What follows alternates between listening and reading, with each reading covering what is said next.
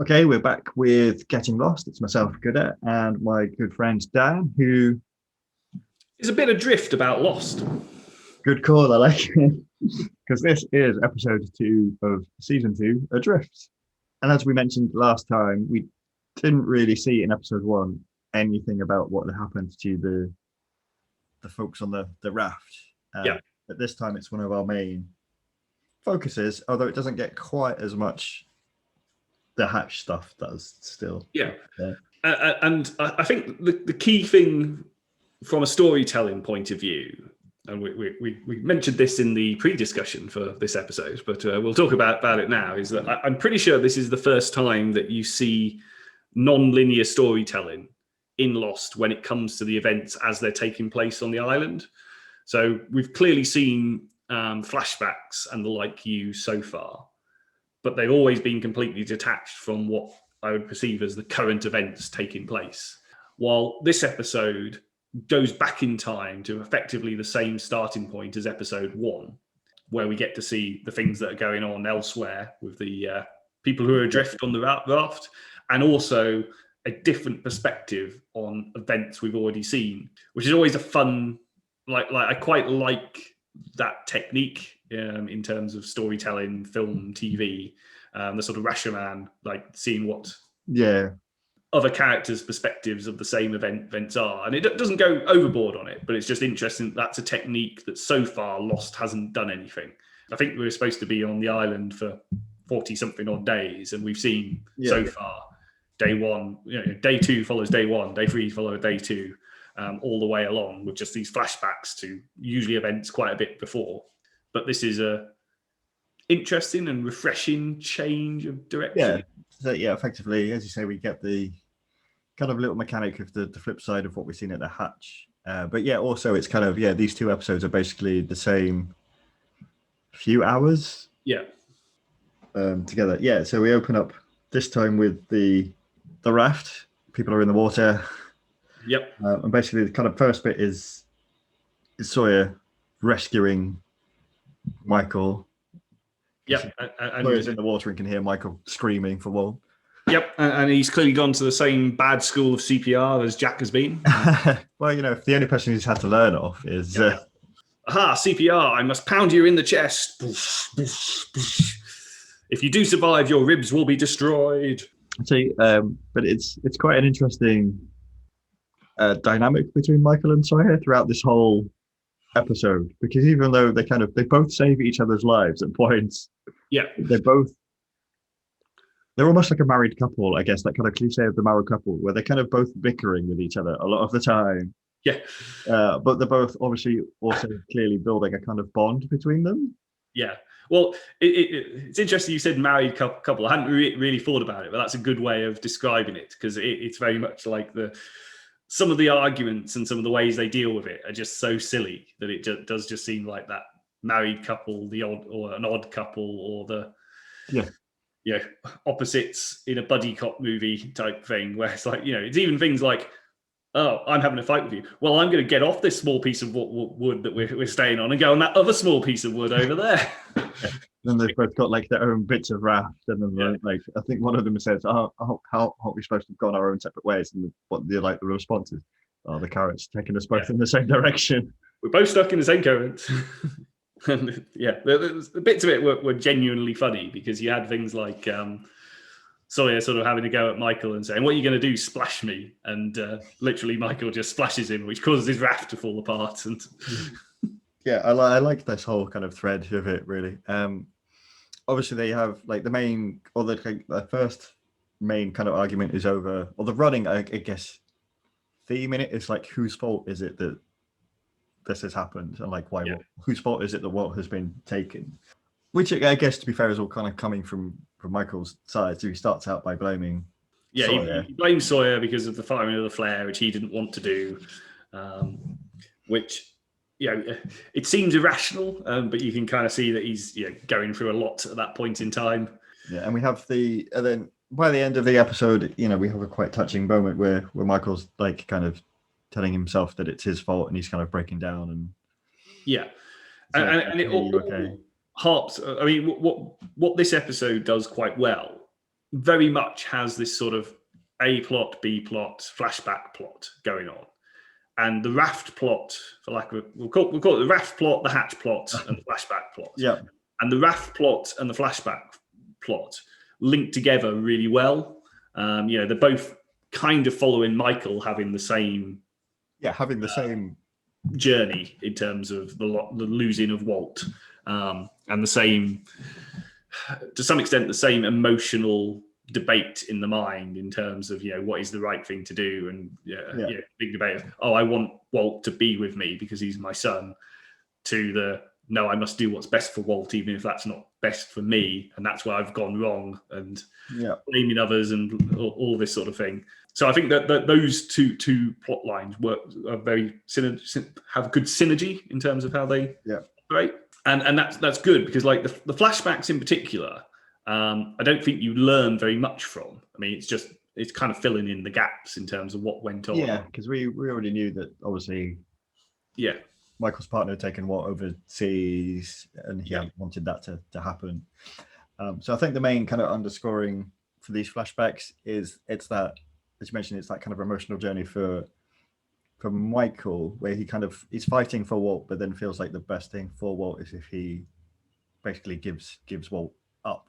Which then, like, when you then put together the fact that Michael then finds out later on that, like, Walt's mother has not given Walt any of his letters. That's just crushing. Like, and that's all. That again, like a part of the issue I've always had with what's her name, Susan. It is Susan, isn't it? That on one hand, she seems like a very well put together, sympathetic character, person's looking out for her son in the best of ways. And every time she has the interaction with Michael, she seems like a genuine person, like trying to do the right thing. And even though it hasn't worked out between them, she's just trying to look out for what's best for everyone. Yet the end results always seem to be, well, that seems nasty. So I've still not quite cottoned on if that's just sort of bad casting, bad writing, or like if there's something more to that. Like, it's kind of difficult to like, I don't really perceive her as being sort of this clever manipulator who's somehow managing to pull off this facade. Yeah, I think. But then the results kind of suggest that maybe that's the case. But it's like, so it's. I think it's just the unfortunate. I think we talked about it before. It's just this kind of her character suffers from the story function that she has to fulfill, I think. And we don't spend enough time with her to really get a fuller picture. And I think all you can really take away from it is that she is trying to do the right thing. And presumably that's why she never passes on the letters, and the other bit that she's got a rationale for what she's doing. Because she tries to frame this both as being the best thing for Walt and Michael, which I think is quite, something they didn't have to put in there. Because she's like, I'll be able to support Walt with everything. Yeah. And if you have to do your art, you'll struggle. You won't get back to doing your art. There is a bit of a clash there where she comes up across as very kind of sympathetic through a lot of this, but then there were just odd things where you think don't quite flow. But I think it's just because she has to fulfill this story function of taking Walt away from Michael. Yeah, and I think that's the bit that's sort of difficult to sort of for me to reconcile, because she's supposed to be she's a lawyer, right? I think she's some kind of lawyer or something. Yeah. I feel she's but it's very much a case of, I'm pretty sure that you could be a successful, I'm going to assume it's lawyer. Let's go lawyer. You could be a successful lawyer and just stay where you are. You can do lawyer stuff pretty much anywhere. I mean, maybe you won't be quite as successful. Yeah. But how about, little bit of compromise here in terms of the. So I think, because obviously the move overseas is to obviously separate Michael and Walt to start with, and the fact that she doesn't give Walt the letters is to make sure we have that thing where Walt doesn't really know, hasn't had a relationship with Michael, so she has to kind of fulfill those two plot points, and I think that's why the character suffers. And I do quite like the fact that they do portray it as being pretty reasonable. Like she isn't portrayed as being like a kind of and I think it is that like evil ex-partner. Yeah, I think that, and I think that is the conflict of it, that they need her for the story type thing. They need the character to do certain things, but she doesn't seem like the character that would necessarily do those things. But yeah, I think the flashbacks work well when paired with the stuff that's going on in the raft. A little bit, you've learned a little bit more about what went on in terms of Michael and Walt's past. Lost probably doing its Lost thing by having Michael give Walt a little toy polar bear. Oh yeah. I think again, it's that thing, isn't it? Playing with you there. That seems like the writer's playing with us. Yeah, it probably is. Because again, it's throwing that seed of doubt in of like, where's the polar bear come from? Is the polar bear there because of it's in Walt's head? Because there's the toy now, as well as the comic book page that he was looking at, like just before the we see the bear. So it's throwing that kind of, because it's still one of our outstanding mysteries that's easy to forget. It's like, well, there was a polar bear for some reason. Yeah. I think during the raft bit, we do have Sawyer kind of cottoning on that Danielle said they were coming for the child. They meant Walt. That meant Walt. Yeah, you had that was sort of. I think it worked. It's one of those where they explain something by dialogue, which sometimes doesn't work. But I think it worked quite well in this case because it was kind of confirming, but not completely confirming. It's just a character agreeing with an assessment that this is probably what's going on, and spelling it out to the audience, and also serving again, because if you're watching this for the first time when it first aired, you wouldn't have. It's been 6 months, so it's a useful reminder to the audience that this is what. It's a good bit of character, like showing the character is quite smart, but it's also like, as you say, it's a reminder to the audience, like in case you didn't pick up on this. Yeah, and it made a lot of sense in the context, in that they're having an argument as to why, whose fault it is, and so it's quite legitimately saying, well, no, think about it. This is what's gone on. They were specifically after him. It wasn't the flare. They were going after him. Yeah, they were looking for us anyway. Yeah. And then I think during this, he also makes the observation that the boat that they were on has clearly come from the island, because it's not big enough to have come from anywhere else. Sawyer's probably the one that has demonstrated the least interest of the main characters as to the weirdness that's going on in the island, but actually he's the one who's like managed to put together the pieces. He's paying attention.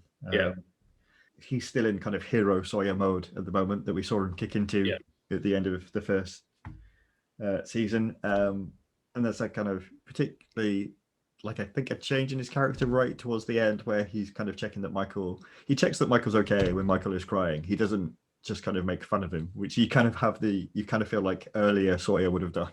And I think probably we're sticking with the raft side of things just to quickly talk about like the cliffhanger in the episode. Okay, yeah. It's, like, through the whole thing, we've not seen Jin. Like, we don't know where Jin is. Yeah. The guys, Michael and Sawyer, get washed up back onto the island. Though we're kind of given the impression it's a different bit of the island from where they get out from. And then they hear Jin shouting. Jin runs onto the beach. He's obviously got his hands. Yeah, it looks like he's being tied up behind him. And then just as the episode ends, and I think Jin is saying others, and then just as the episode ends, we see, I think, 4 or 5 kind of silhouette figures. Looking like they're carrying like spears or something. Obviously armed with various things. And then we get our lost. You must wait till next week to find out what these people are. And then we probably won't be telling you anyway. What do I think these are? I mean, there's a few interesting things that you sort of get from that. First of all, there's the fact that Jin has clearly washed up at least a fair period of time before the other two have. Not quite sure how that has panned out, given we sort of saw him. He went off trying to save Sawyer, didn't he? I think was. Yeah, so he dives into the water. Yeah, when Sawyer got shot. When Sawyer was shot.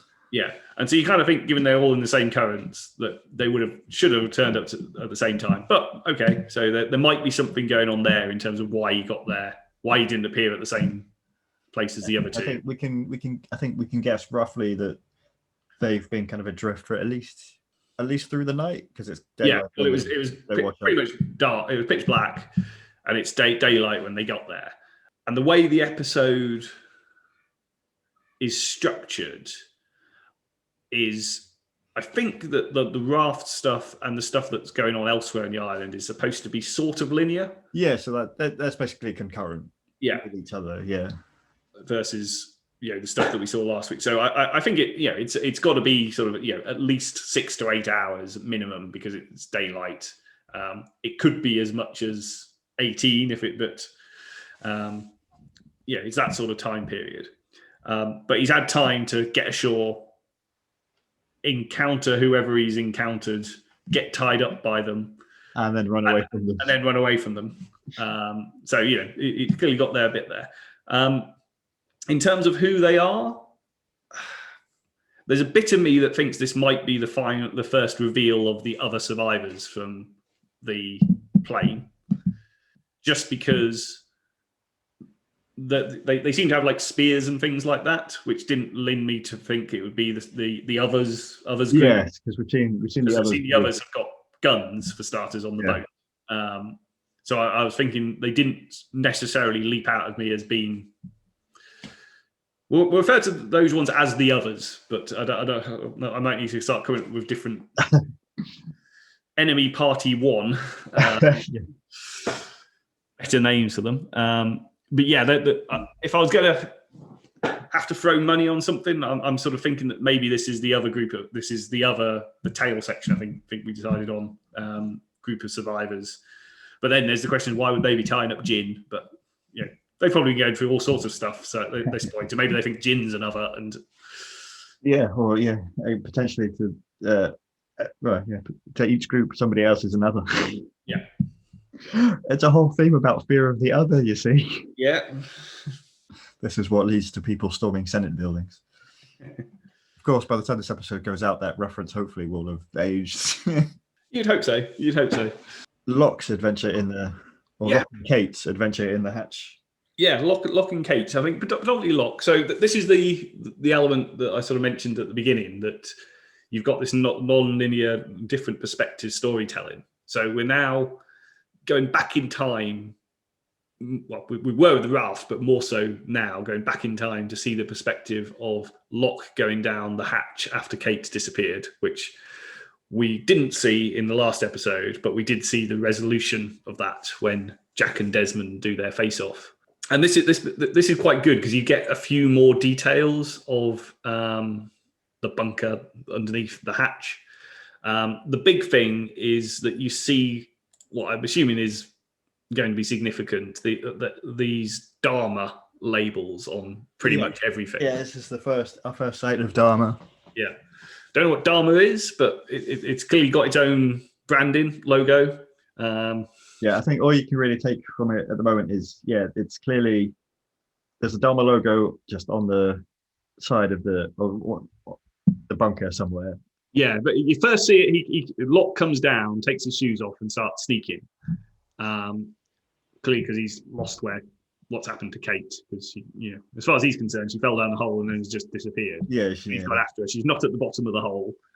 He silly gets his shoes off, and then I think it's like as soon as he goes around the first corner, there's like a Dharma logo literally on the wall, and you have that classic TV moment where he sort of very deliberately goes, "Oh, I must look at this."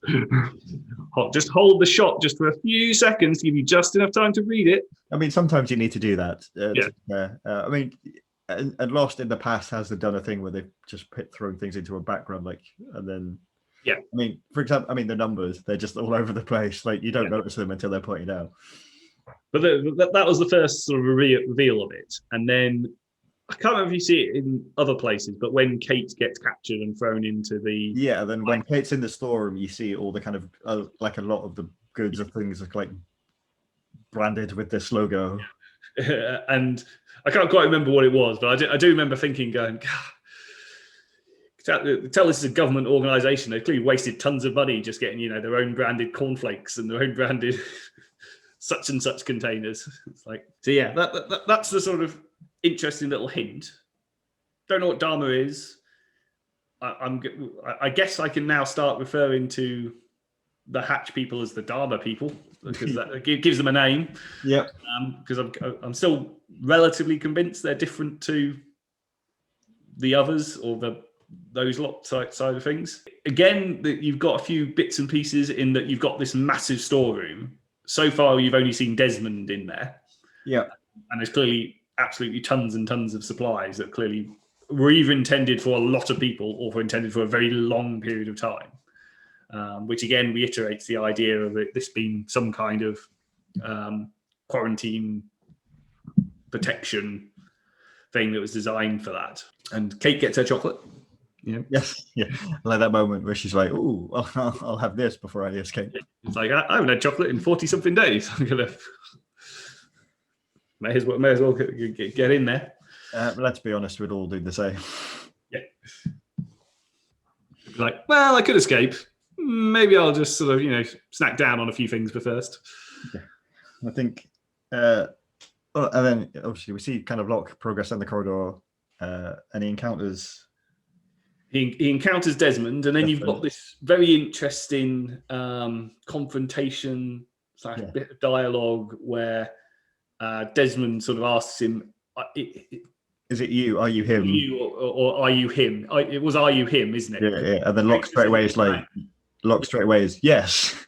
Yeah, and that's interesting because it's not like he's after, like, because of the way it's said, like he hasn't clearly asked that of Kate. He's clearly after a very specific person because it's specifically a male person. Yeah. It's not like, have you come from Dharma?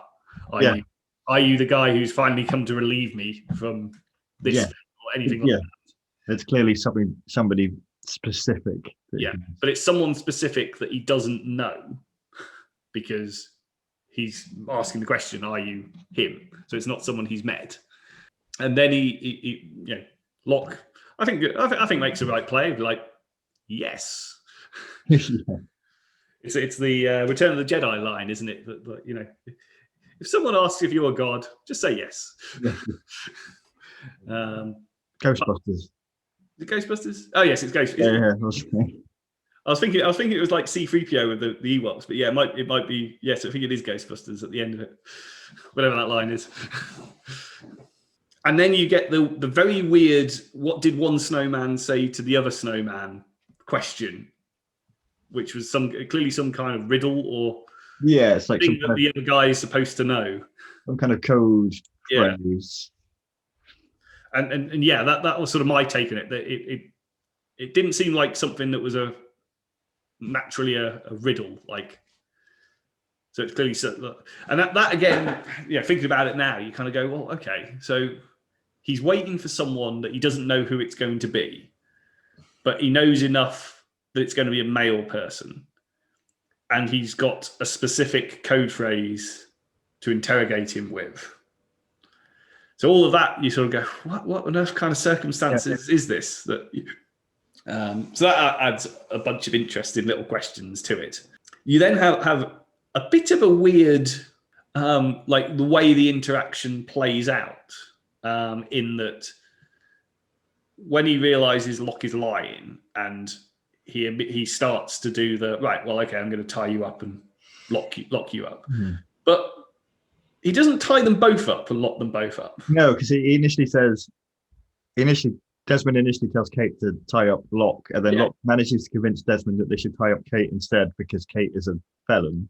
Yeah, and that's a whole really interesting little thing. Like, logically, tying them up and locking them away makes total sense. And I guess the initial thought process was, well, I'll tie up the one that I perceive as the biggest threat, which is probably the 6-foot-tall bloke rather than the 5-foot-something female.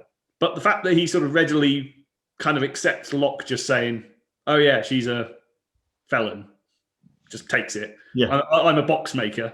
And he's like, okay, yeah. How dangerous can a box maker be? Yeah. Yeah, it's a strange kind of little interaction, but I think it kind of, gives us a sense that perhaps a little bit like Danielle, Desmond isn't perhaps necessarily totally, totally sane at this point. and that's it. I mean, it's an interesting because it all seems to work. Like there's no part of it that doesn't seem unbelievable in terms of how he's reacting. And it is that. Is it because he wants to? Is it because he just is a bit mad? Is it because he's somehow believing Locke, or is it just that he wants to actually talk to Locke rather than Kate? Because that's what it sort of leads to, is that Locke's the one that he starts to talk to. And then you have the weird putting the numbers in the computer thing, which he makes Locke do. Yes. So yeah, we have this thing's going to be key. An alarm starts going off. Desmond gets panicked. Yeah. Takes Locke over to the computer terminal that we've seen Jack see in the last episode, but after this. And Desmond, makes Locke sit down and says, "Enter only what I say." Yeah. And there are two things here. It's the numbers that they're putting in. Yep. And there's a countdown timer, which is 108. Yeah. Which is the sum of the numbers. Okay. So if you sum up all the numbers, yeah. Okay. Yeah. And so there's a few things I got from that. So you got 108, which you assume is minutes. Yeah. Yeah, because there's one of those kind of click clack timers. Yeah. Because when you see it, when it's got 2 minutes to go, and it seems to be going down in seconds. You don't see it start. Interestingly, it resets to 108, but then it doesn't immediately start clicking again. So I don't know if that means it's going to go off every 108 minutes, or if something else triggers the 108-minute timer. You'd hope it isn't going off every 108 minutes, because that would completely stop you having any sleep. Yeah. I explained Desmond's mental state. Yeah. But yeah, it's okay, what? So we've now got this bunker that's underground that is presumably there to protect the occupants from some kind of sickness that's going on outside. Yeah, had quarantine, because it had quarantine written on the inside of it. Yeah. You've got them, but we assume having to enter the numbers. Well, at this point, we're assuming that they're repeatedly entering the same numbers and hit execute. It's not like the numbers are changing. That immediately got me wondering if that this was the original radio transmission, or linked to the original radio transmission, because we learned that's how Hurley found the numbers, and that originally there was this radio transmission tower sending the numbers out. And so I originally, my initial thought was, I wonder if this is linked to that, i.e. that's the radio transmission, which has since been stopped and Daniel has stopped it, or something like that. But yeah, it's this is sufficiently weird. Why on earth do we need to keep putting numbers into this computer? What happens if you don't? What happens when this timer hits zero? I mean, surely at some point you'd be like, let's see what happens when this hits zero. Yeah, I mean, all we know so far is clearly once we get to the alarm goes off and it's down to the couple of minute mark, Desmond is panicked. Desmond is even with this kind of hostage, I've got to go do this. Yeah. And it's clearly designed that, once it gets to a certain point, it's beep, beep, beep, beep, making them do it. So we've got a lot here with in particular with the numbers, because you've got 108, which is as we mentioned, is the sum. They're entering the numbers. The numbers are written on the outside of the hatch. Yep. Desmond clearly knows the numbers by heart, and that's what has to go into the computer. You type the numbers in and you hit execute, which is interesting, because execute is not the general button that appears on most keyboards. But a specific thing. And I like that little moment where Locke types the numbers in, and then he has this little hesitation. Yeah. And he's before he hits execute, and he's what's going to happen? Yeah. And the thing you mentioned in last week's podcast when we talked about episode 1 was the fact that I hadn't cottoned onto it, but you clearly had, that Walt says, "Don't press the button bad." Yeah. So it's now sort of, is that the execute button that Locke is pressing? Is that the button that Walt references? Yeah. And so when you sort of start thinking about that side of things, you then therefore wonder, is there someone basically out there trying to stop Desmond pressing the button, because that's kind of the party that is responsible, or Walt saying that, and Desmond's part of Dharma or whatever, who clearly want to keep pressing the button. I don't know. Yeah, well, it makes it interesting, doesn't it? Because we know that Desmond has kind of approached people coming into his shelter As potentially hostile. as something hostile. And then at the same time, once he encounters them, he's asking Locke whether Locke is a person. So it's kind of this weird mix of Desmond clearly fears it's a threat, but is also clearly expecting someone. The other big thing, well, I say big thing, the interesting thing that crops up is in the discussion with Locke, one of the questions that sort of sparks a response is, how long have you been on the island? Like, when was the plane crash? And I think it was specifically 44 days. And Desmond does quite an obvious, like he questions when Locke says 44 days ago. He actually says 44 days ago, as though there's some significance, like he knows something about something that might have happened. Well, I think there's actually a bit of, isn't there actually a bit of dialogue where Desmond seems to believe that for some reason the world outside should be. Yeah, well, that's the other thing, is that there's first of all, there's the fact that 44 days ago seems significant to Desmond, and if he's been in this hatch for, well, we don't know how long he's been in the hatch, but maybe something happened 44 days ago. Maybe he went into the hatch 44 days ago. Not really sure, but that was one bit that seemed significant. And then you've got this bit of dialogue where I think he asks, the world is still out there, when Locke says, oh, he was flying from Sydney to New York, suggesting whatever the hell this was, if it was a sickness, Desmond's thinking this would have taken out the whole world, not just the island. And he talks about sickness. Desmond, talks about the sickness and asks, how many people have you got of your people are sick? Which gives us a bit more belief in what Danielle says, because we know obviously Danielle talks about her team getting sick, but we've always had this question of, did Danielle's team get sick, or did she just go nuts? Yeah. Nuts. So I think that all, to me, all fits in with sort of potentially what this shelter and Dharma may be all about. I mean, maybe Dharma are some kind of, I don't know, evil corporation. Well, probably an evil corporation. It's always an evil corporation. You can't have good corporations in your film. There's no benign corporation. Who've maybe released something on the island and think it's gone elsewhere, and this is like one of the shelters for it. They'll be listed on the stock exchange next to Cyberdyne and Evil Incorporated, Wayland Yutani, Omnicorp. Like, how many evil companies can I think?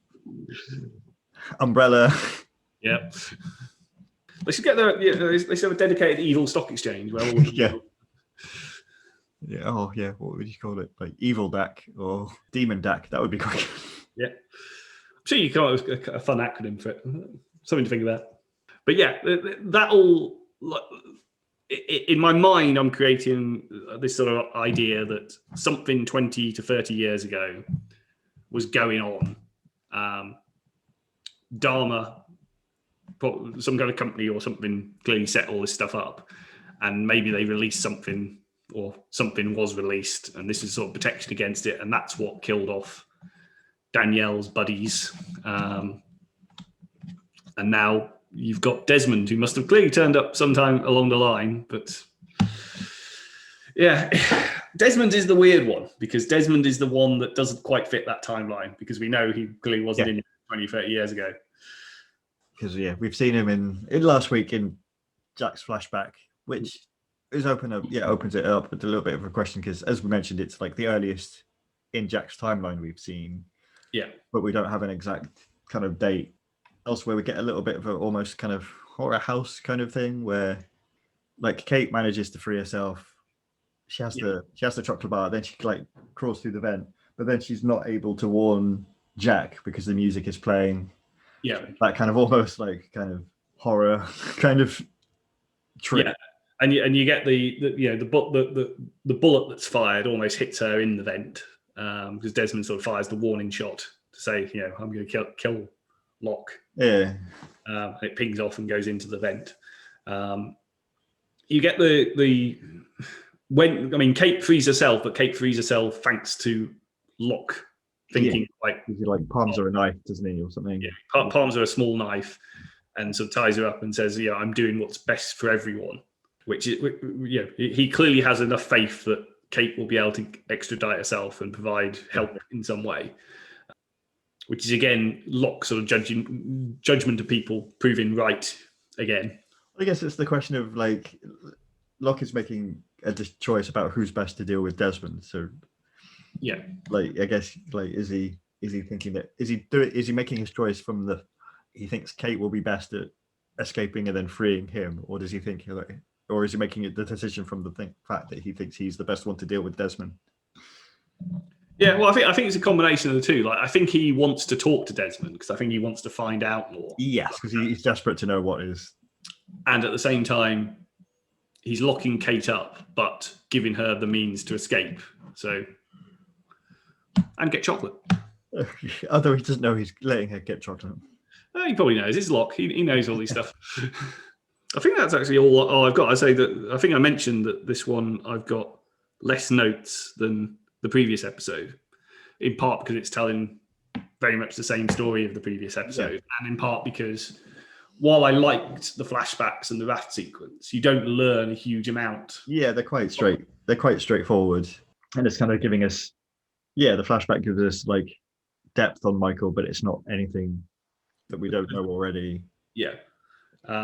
What it gives you on Michael is a bit more on the motivations and the sort of thought processes that drive him, and this balance between doing what's right for others and doing what's right for yourself. Great, yeah. So we're just kind of waiting for next week where we assume Kate is going to die hard it and come out of a vent.